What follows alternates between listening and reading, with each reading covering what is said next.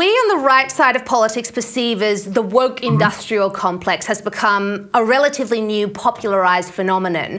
But the truth is that tightly knit alliances between big business and politicians have existed for hundreds of years now that are inefficient in maximizing welfare for the general public. Now, although many on the left deem this to be the fault of capitalism, as we've seen, many of these corporate elites are anti-capitalists. They simply don't want new entrants within their sector, and why would they? Monopolies are fun for big corporations.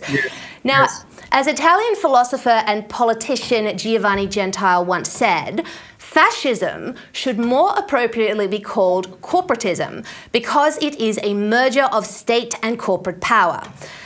Adam, are leftists right? Is the emergence of these woke corporate oligopolies the workings of capitalism, or do they really only exist because big government is propping them up? No, look, I think certainly the economy has been changing. I think for the worse in the corporate world. I think that definition that you mentioned is very useful and very telling. I think governments and corporations are becoming closer, much closer than they were 50 or so years ago.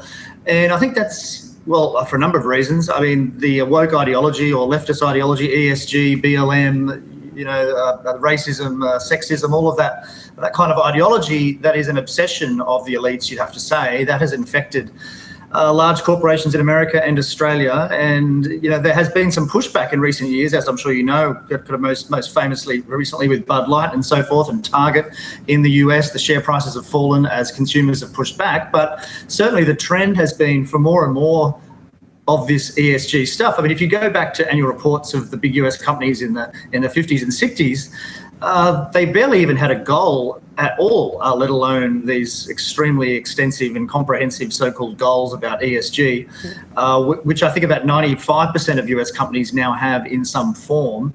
An interesting point, though, to mention is a lot of it is, I think, cheap talk to play to the stalls, play to the crowd of the elites.